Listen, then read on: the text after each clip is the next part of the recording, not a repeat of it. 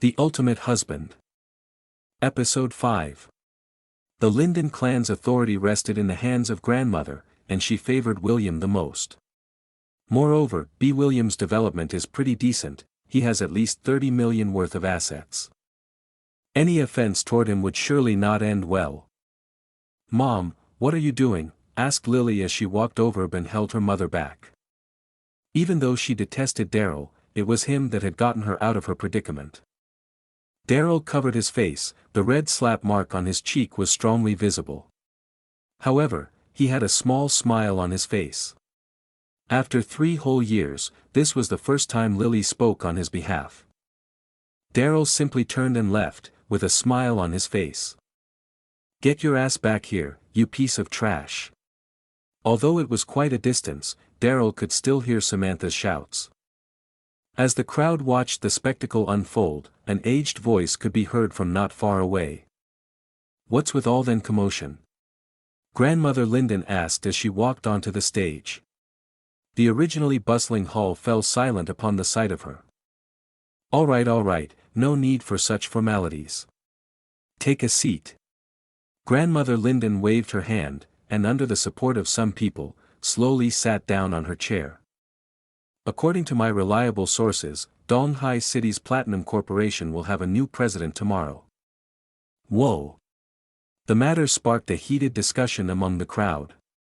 The Linden clan has over 10 advertising companies under them. In recent years, the Lindens were keen for a partnership between them and Platinum Corporation, for they were Donghai City's largest entertainment company. A partnership with them would give the Lindens steady profits without loss.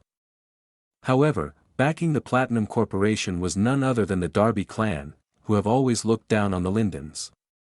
Every single mention of a partnership had been rejected by them.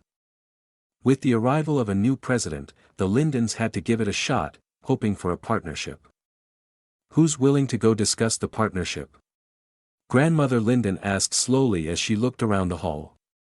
Whoever that can successfully negotiate and secure the partnership, would be considered making a huge contribution to our clan. "I'll go." "Granny, I'll go." "I'm willing as well."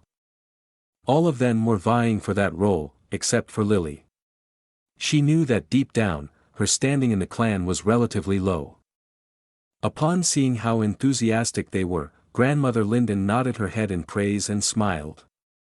She pointed at William and said, "William, why don't you go over there tomorrow and give it a try?" William let out a wide-eyed smile and nodded excitedly. Darryl left alone and took a cab back home to sleep. He had to make up for the lack of sleep last night from the excitement of discovering that he had made a fortune. Darryl slept especially soundly that night. The very next morning, he left for Platinum Corporation on his scooter right after preparing breakfast. Uncle Drake had already told him that Pearl Hahn, the secretary, would be at the company waiting for him. Platinum Corporation was situated in the bustling central business district of Donghai City. At the entrance of the company parked a row of luxurious cars, and quite a number of them belonged to the celebrities signed under the company. It was company policy that every celebrity had to report to the company every day. If there were an emergency, they had to apply for leave. Therefore paparazzi frequently hang around the building, hoping to snap some celebrities' photos and sell them for profit. If they managed to capture anything gossipy or scandalous, they would be able to make a huge profit. "Damn, riding this scooter here surely seems uncouth, I should get a car," thought Darryl as he parked his scooter at the company's entrance.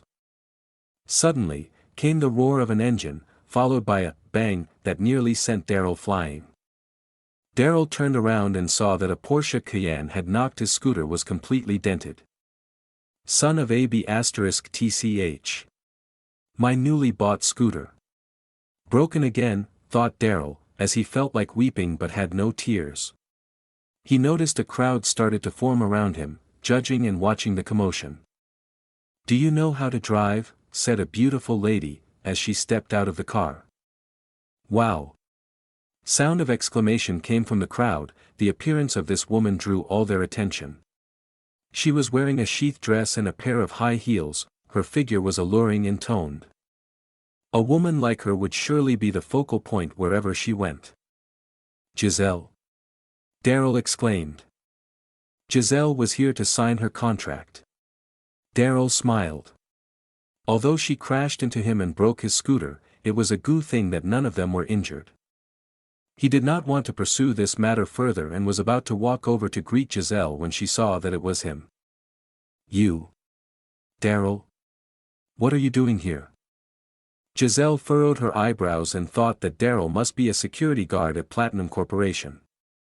Are you blind? Do you even know how to drive? Said Giselle full of spite. Her car was only 1 week old, although it was only a minor scratch, she still felt hurt for it.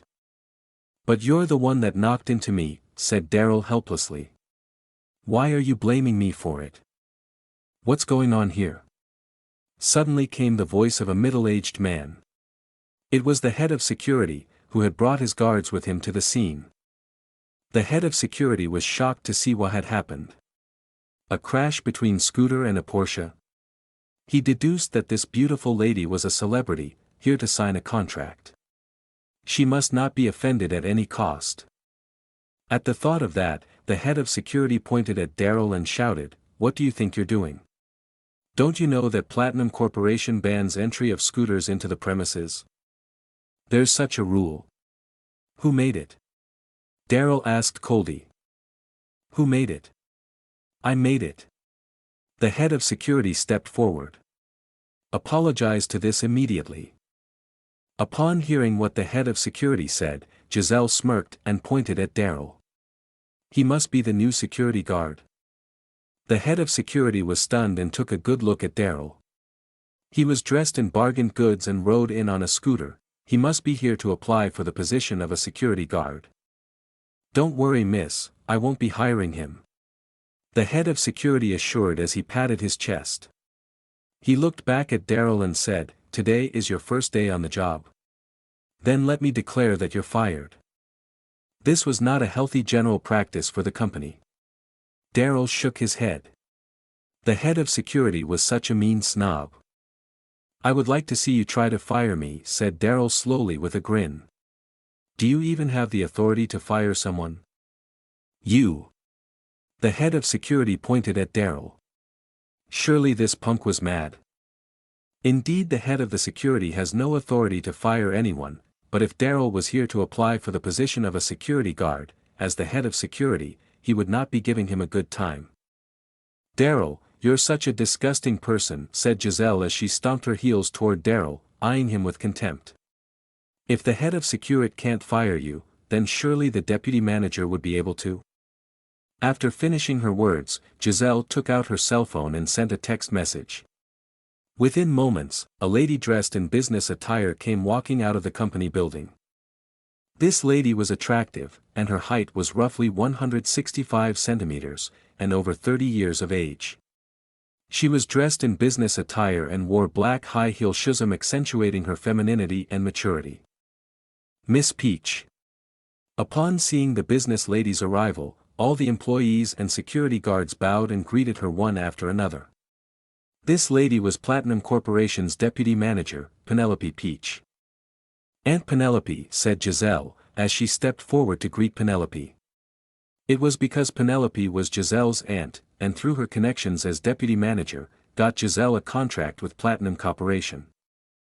Penelope nodded her head in acknowledgement, and turned her attention to Darrell, and said, "Apologize to Giselle." What? Darrell felt that it was a funny moment. He asked, "Why do I have to apologize? Who are you?" "This guy must have hit himself on the head, can't even recognize the deputy manager," whispered some of the employees. "Yeah, is he looking for trouble by not apologizing?" Penelope stared at Darrell with cold eyes and frowned. "You're here to apply for the position of a security guard, yes? Who hired you for this job?" "It doesn't matter. Since you're not willing to apologize, as deputy manager, I hereby inform you that you're fired. Get on your scooter and get lost." "Me? Get lost?" Darrell pointed at himself and laughed. "Are you deaf? Can't you understand?" Giselle said coldly through her teeth. I'll take it as my unlucky day to meet a fly like you.